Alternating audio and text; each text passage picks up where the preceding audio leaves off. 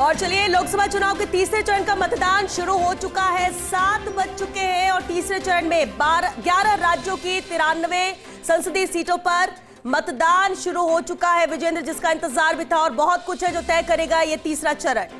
बिल्कुल, क्योंकि 93 सीटों पर 1331 प्रत्याशी किस्मत आजमा रहे हैं और 17 करोड़ 24 लाख से ज्यादा मतदाता चुनावी मैदान में इस बार है।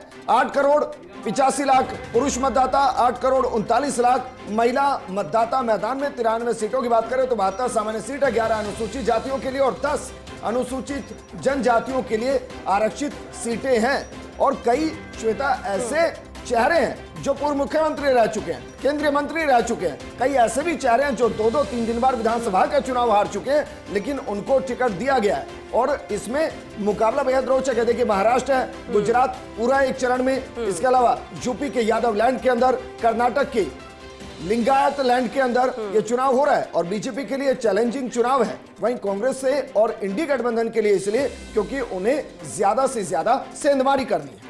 बिल्कुल, और ये कोशिश पूरी तरह से इंडी गठबंधन की रहेगी, सेंधमारी हो सके। शायद यही वजह है कि बार बार वो इतने कॉन्फिडेंट नजर आने कि इस बार हम जीत कर आ रहे हैं और बहुत कुछ है जो बदलाव नजर आएगा। लेकिन 2 फेज में हमने देखा कि किस तरह से रणनीति भी बदली गई, बहुत कुछ अंतर पहले फेज से दूसरे फेज में है। और इसलिए तीसरा चरण बहुत महत्वपूर्ण है, क्योंकि कहा जा रहा है कि तीसरा चरण हवा का रुख यहाँ पर तय करेगा कि आखिर किस ओर जीत की और कौन है, कौन कितने करीब रहेगा। तीसरे चरण से अनुमान लगाया जा सकता है, लेकिन 11 राज्यों की 93 जो संसदीय सीट है वो बेहद अहम रहेगी। हालांकि सूरत का भी हमने देखा, गुजरात में जहां निर्विरोध बीजेपी जीत चुकी है, और इसलिए 93 सीटों पर तीसरे चरण का मतदान, जहां 1331 प्रत्याशियों की किस्मत आज दांव पर है।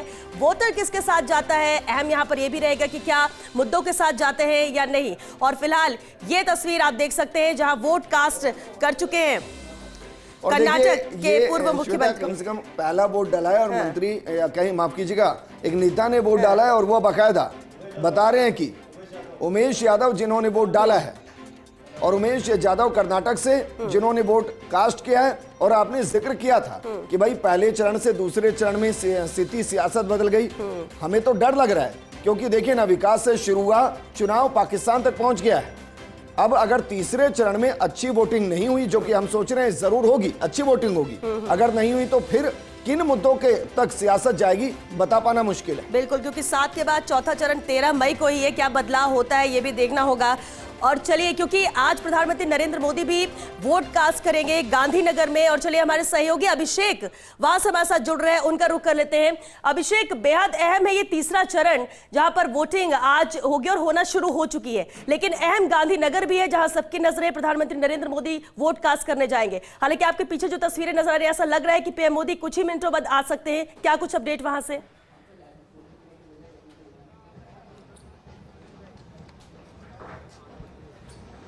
बिल्कुल बिल्कुल, मैं ठीक उसी जगह मौजूद हूँ जहाँ पे पीएम मोदी यहाँ पर वोट करने आने वाले हैं। ये वही जगह है जहाँ पे देखिए, आपको तस्वीरों को मतलब दिखाते चलूँ आपको कि वही वो जगह है, निशान स्कूल, जो कि निशान विद्यालय कहा जाता है। यहाँ पर यहाँ पर वोट करने आने वाले 7:30 बजे का वक्त दिया गया। हालांकि अभी वक्त है, आधे घंटे का और वक्त है। 7:30 बजे के समय पीएम यहाँ पर आएंगे और यहाँ पर वोट करेंगे। लेकिन उसके पहले देखिए, सुरक्षा व्यवस्था के भारी भरकम यहाँ पे इंतजाम किए गए हैं।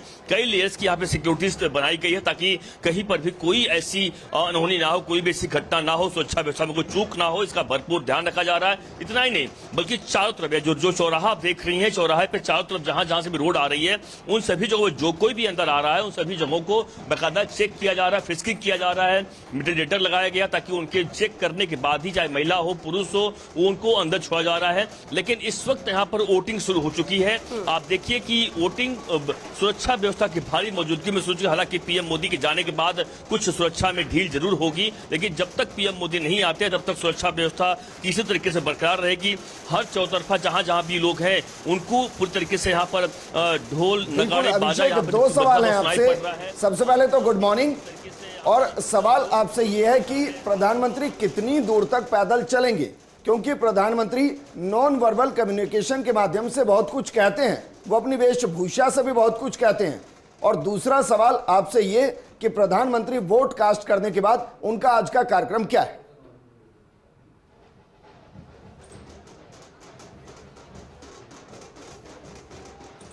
बिल्कुल सही कहा आपने। बिल्कुल देखिए, यही वजह है कि जो मैं तस्वीरें दिखा रहा हूं आपको, यही वजह है कि देखिए बैरिकेड लगाए गए हैं चौतरफा। यहाँ पर जितने भी रोड में मैं करीबन अगर बात करूं तो कई 500 मीटर के आसपास से अधिक की दूरी तक बैरिकेड्स लगाए गए हैं। बिल्कुल जहां वोट करने आने वाले चलकर आएंगे, चलकर वोट करेंगे, और इसी वजह से भारी भीड़ यहाँ पर मौजूद होती है। लोग यहाँ पर जो उनको देखने यहाँ पे खासतौर से आते हैं पीएम मोदी को, यही कारण है कि इस बीच में कोई ना आ पावे, क्योंकि बीच में जो काफिला चलेगा पीएम मोदी का उसमें कोई ना, तो बिल्कुल कह सकते हैं रोड शो टाइप का कह सकते हैं होगा। हालांकि रोड शो को आधिकारिक उसका ऐलान नहीं होता है, लेकिन रोड शो जैसा ही यहाँ तस्वीरें हो जाती है, क्योंकि पब्लिक इतनी हो जाती है यहाँ पर हजारों की संख्या में कि वो रोड शो ही माना जाता है। और यही कारण है कि जब यहाँ पे आएंगे तो रोड शो बिल्कुल हम कह सकते हैं उस तरीके से होगा। और यहाँ पर एसपीजी की बात करें और ठीक तस्वीर आपको देखो, ये जो रोड आप देख रहे हैं सीधे रोड जाती है उनके बड़े भाई जो सुमा भाई है उनके घर पे जाती है।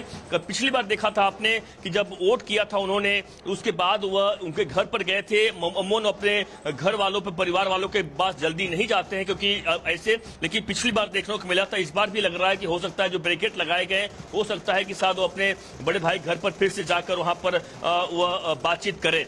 लेकिन यह तस्वीरें आपको, लेकिन जहां तक पूछा आपने कि इसके बाद प्रोग्राम का, बिल्कुल देश के प्रधानमंत्री जो है वह आज की यहाँ पे वोट देने के बाद जाहिर सी बात लोगों से अपील तो करेंगे कि लोग वोट करें। हर बार हमेशा हर फेज में अपील करते हैं, लेकिन उसके अलावा वह कई जगहों पर उनका प्रोग्राम है जहां से वो निकल जाएंगे। महाराष्ट्र की बात करें, महाराष्ट्र में अहमदनगर में करीबन 3:30 बजे उनका एक बड़ा रैली रखी गई, जनसभा रखी गई है, जहां पर की जो सुजय विखे पाटिल जो कि पहले बीजेपी से ही सांसद है, एक बड़ा बहुत बड़ा घराना है, कहे बहुत बड़ा एक बिल्कुल अभिषेक, क्योंकि यहाँ पर कारगेट दिखाई दे रहा है, काफिला दिखाई दे रहा है, क्या प्रधानमंत्री आ चुके हैं वोट कास्ट करने के लिए?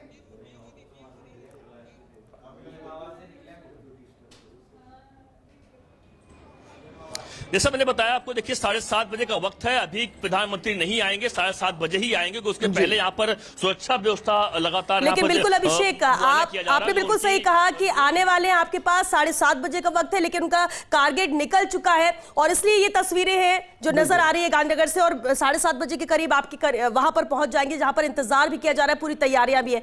लेकिन अभिषेक, कितनी देर का उनका प्रोग्राम रहेगा वहां रुकने का? 7:30 वो पहुंचेंगे, और जैसा कि आपने कहा कि अभी असमंजस है कि अपने बड़े भाई के घर भी जा सकते हैं या नहीं जा सकते हैं, तो क्या कोई तय कार्यक्रम है या ऑन रिकॉर्ड उनके कार्यक्रम में ये है?